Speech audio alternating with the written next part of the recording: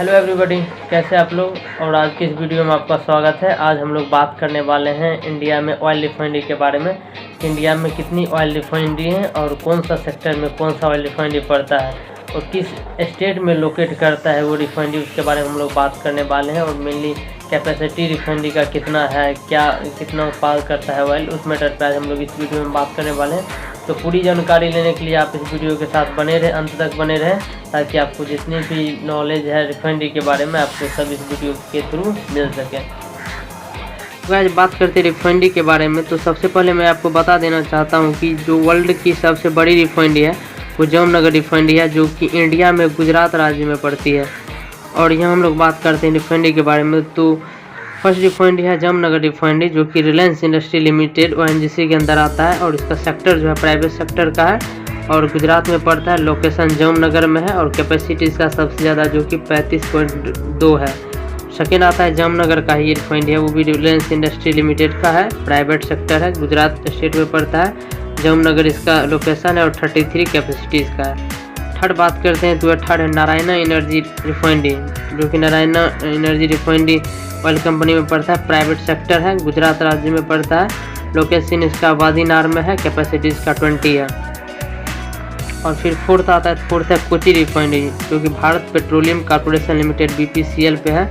BPCL इसका oil company है और सेक्टर इसका प्राइवेट है और केरला राज्य में पड़ता है। लोकेशन इसका कोची है, कैपेसिटी इसका 15.5 है। फिर फिफ्थ है मैंगलोर रिफाइनरी, जो कि ONGC के अंदर आता है और पब्लिक है, इसका कर्नाटक राज्य में पड़ता है। लोकेशन इसका मैंगलोर में, कैपेसिटी इसका 15 है। फिर सिक्स आता है पारादीप रिफाइनरी, जो कि IOCL ऑयल रिफाइनरी है और पब्लिक इसका सेक्टर जो है पब्लिक है, उड़ीसा राज्य में पड़ता है और लोकेशन इसका पारादीप में पड़ता है, कैपेसिटी इसका 15 है। फिर सातवां जो है पानीपत रिफाइनरी, जो कि IOCL के ऑयल रिफाइनरी के अंतर्गत आता है और ये जो सेक्टर जो है पब्लिक सेक्टर पे है, हरियाणा राज्य में पड़ता है। लोकेशन इसका पानीपत में है और कैपेसिटी इसका 15 होता है और MMTPS में होता है। MMTPS मिली मेट्रिक टन पर एनम होता है। फिर 8 है गुजरात रिफाइनरी, जो कि IOCL ऑयल रिफाइनरी है और सेक्टर इसका पब्लिक है, गुजरात राज्य में पड़ता है, बड़ोदरा लोकेशन इसका है, कैपेसिटी इसका 13.7 है। 9th है मुंबई रिफाइनरी, जो कि BPCL के अंदर आता है, सेक्टर इसका पब्लिक है, महाराष्ट्र राज्य में पड़ता है, लोकेशन इसका मुंबई है, कैपेसिटी इसका 12 है। और फिर 10th जो है गुरु गोविंद सिंह रिफाइनरी है, जो कि HPCL के अंदर आता है, पब्लिक इसका सेक्टर जो है पब्लिक है, पंजाब राज्य में पड़ता है और भटिंडा इसका लोकेशन है, 11.3 इसका जो है कैपेसिटी है।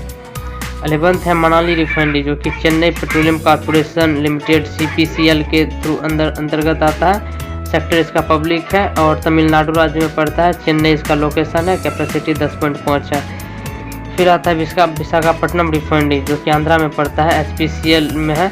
HPCL इसका ऑयल सेक्टर है और सेक्टर इसका पब्लिक पड़ता है, आंध्र प्रदेश में है, आंध्र प्रदेश राज्य में।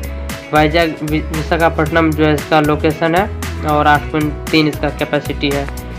फिर है मथुरा रिफाइनरी, जो कि IOCL के अंतर्गत ऑयल रिफाइनरी के अंतर्गत आता है, सेक्टर इसका पब्लिक है, उत्तर प्रदेश राज्य में पड़ता है। मथुरा इसका लोकेशन जो मथुरा है, कैपेसिटी इसका 8 MMTPA है। फिर बात करते हैं 14 रिफाइनरी की, तो वो है हल्दिया रिफाइनरी, जो कि IOCL ऑयल सेक्टर में है, इसका सेक्टर जो है पब्लिक है, वेस्ट बंगाल कोलकाता में पड़ता है और लोकेशन इसका हल्दिया में है, कैपेसिटी इसका 8 है। फिर आता है 15 नंबर में बीना रिफाइनरी, जो कि भारत ओमन रिफाइनरी लिमिटेड के अंदर आता है, सेक्टर इसका पब्लिक है, मध्य प्रदेश राज्य में पड़ता है, लोकेशन इसका बीना है, कैपेसिटी इसका 7.8 है। 16th आता है मुंबई रिफाइनरी, जो कि HPCL ऑयल कंपनी में आता है और सेक्टर इसका पब्लिक है, महाराष्ट्र राज्य में पड़ता है, लोकेशन इसका मुंबई है और इसका कैपेसिटी जो है 7.5 है। 17 में आता है बरौनी रिफाइनरी, जो कि IOCL ऑयल रिफाइनरी के अंतर्गत आता है, सेक्टर जो है पब्लिक है और बिहार राज्य में पड़ता है और ये बरौनी में है, लोकेशन इसका बरौनी है और कैपेसिटी इसका 6 है। फिर है 18 में नुमलीगढ़ रिफाइनरी, जो कि ऑयल इंडिया में आता है और गवर्नमेंट ऑफ असम राज्य में पड़ता है, तो इसका असम गवर्नमेंट इसको इशू करता है। सेक्टर इसका पब्लिक सेक्टर है, असम राज्य में पड़ता है, लोकेशन नुमलीगढ़ में है, कैपेसिटी इसका 3 है।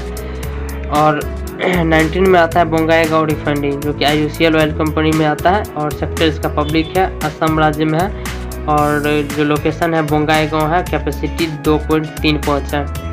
20 में आता है गुवाहाटी रिफाइनरी, ये भी IOCL इसको जनरेट करता है IOCL।